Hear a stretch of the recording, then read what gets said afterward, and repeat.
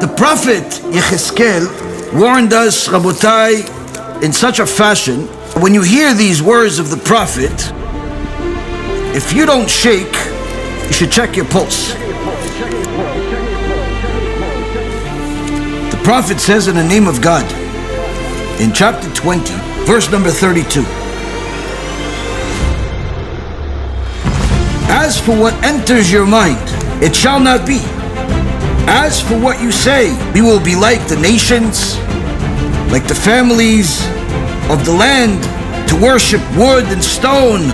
As I live, the word of the Lord HaShem, I swear that I will rule over you a strong hand, and with an outstretched arm, and with an outpoured wrath. I will take you out from the nations and gather you from the lands to which you are scattered. With a strong hand and with an outstretched arm and with an outpoured wrath. And I will bring you to the wilderness of the nations. And I will contend with you there, face to face, just as I contended with your forefathers in the wilderness of the land of Egypt. So will I contend with you, the word of the Lord HaShem.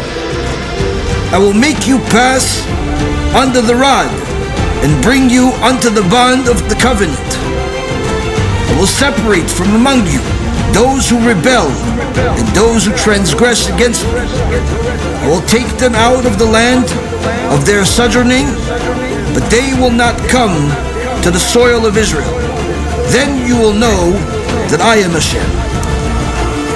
Here you see, Rabotai Kalim, a very clear statement that does not really require a lot of commentary in order for you to understand the basic meaning.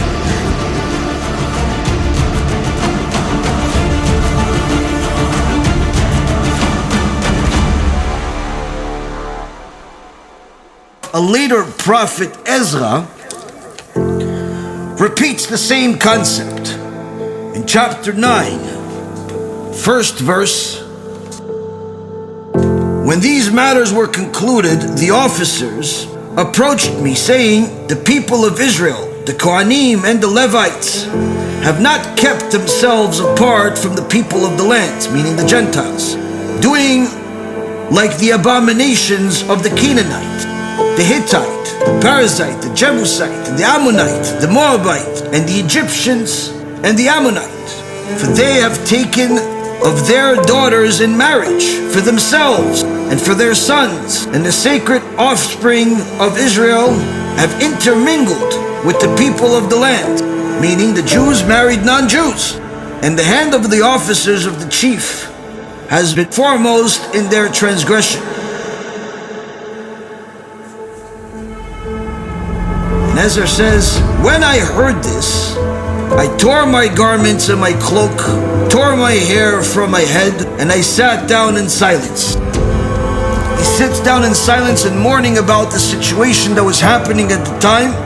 He says this to Am Yisrael: after all that has befallen us for our evil deeds and great guilt, yet you, our God, have withheld retribution to less than our iniquities deserve, and have granted us this remnant.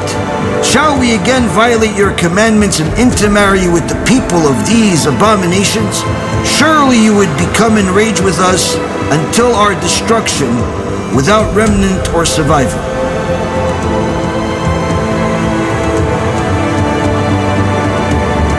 Ezra Sofer sees the situation. He actually then rebukes the people, tells them that if they continue this, Hashem will destroy them. And then he, in essence, prays to Hashem, says that Hashem, I know that if we continue this, you're going to destroy us.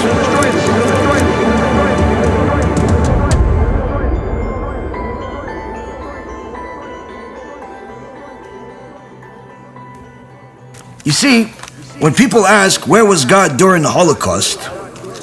What they don't realize is that Am Yisrael was assimilating in such a fashion that in some places like Germany, there was over 90% assimilation, meaning 90% of Jews were marrying non-Jews, which is forbidden from the Torah.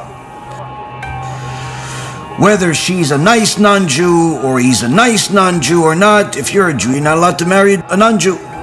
regardless of what you like, dislike, agree, disagree, it's irrelevant. These are the rules that your Creator made.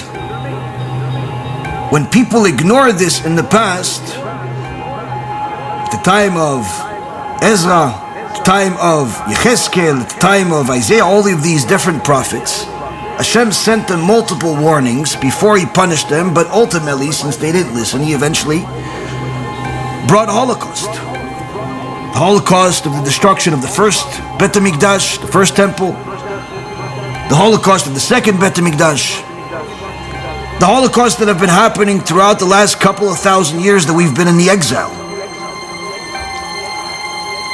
And He keeps repeating, telling us that what you think, that you can just simply ignore the Torah, ignore the fact that Judaism has rules, ignore the Torah that your Creator is the one that runs the world and not your bank account, not your friends, not your boss, not your company, not your ideas. Only the Creator runs the world. And you still think that you can just simply ignore all of that history, all of those facts, all of that reality, and assimilate and change the Torah of truth into something that is an elective intellectual stimulation. This will not be. God tells the prophet Yechezkel, this will not be. Your extraordinary efforts to assimilate, to strive to become doctors, lawyers, and accountants, and investment bankers, and Hollywood stars, and all types of other professions rather than being a kosher Jew first that follows the Torah. And then that means having a kosher profession, regardless of what that is. But you decided to make your profession number one. You decided to make your desires number one. You decided to make your lusts number one. You decided to make my Torah not only not number one, but not even part of the equation, to such an extent that you violate Shabbat, you intermarry, you act immoral. This will not last long. This will not be forever. Eventually, I'm going to show you who's God. And when it's done on an individual level, Hashem has a lot of patience, but eventually it comes at some point during that person's life where havoc strikes. And if it's not in this world, then it's the next. But when it comes on a national level, when the Jewish nation acts out against the Creator, Hashem has even more patience. He could literally wait several generations to see if there's a change, to see if more people do Teshuva and change and come back to Him. But eventually, when the cup of sins and desecration of His name fills up, Hashem brings a Holocaust. But not before He crushes the ideology of all of those that went against Him, to show them that everything that they did, they didn't even end up profiting from it. And Rav Wasserman told us that the people that will suffer the most at the time of Mashiach, when He arrives, are those people that not only did not do Teshuva, but also were rich, because at least they had a tool that was something that would allow them to help publicize Torah, help take care of many of the sins that they've made by helping other people do mitzvot. And they didn't even use that tool. And he was literally telling us that the tragedy was an ideological tragedy, but most people didn't realize it until it was too late. The same thing is happening as we speak.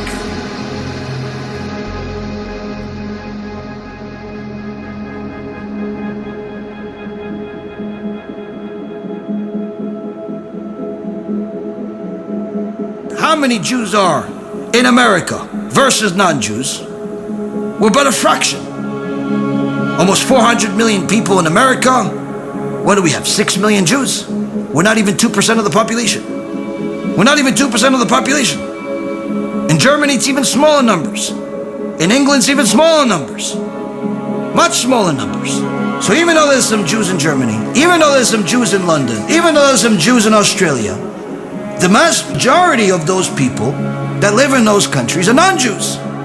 And when the non-Jews walk around with tank tops and immorality and immodesty, certainly God doesn't like it. But it certainly does not make the same level of spiritual damage in the heavens as when a Jewish woman walks around not modest in the land of Israel.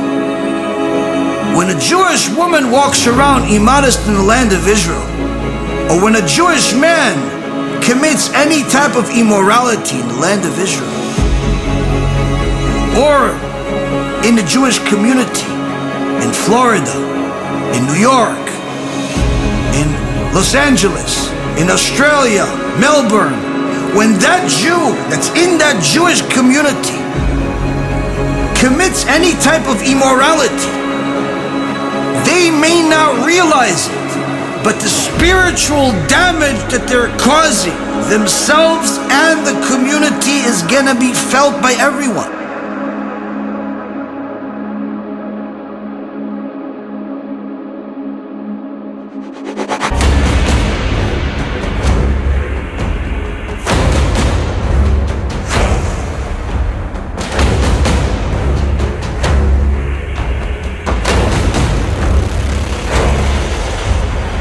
Elchanan Wasserman says the most critical point that we must know as a result of everything that's happening right now and everything that we learned, it's having the proper motivation. The motivation of fighting against Amalek. Therefore, Rabotai Karim, we learn the most valuable lesson. Rav Elchanan teaches us an extraordinary lesson just by the title. Mer ani ma'asai lamelech.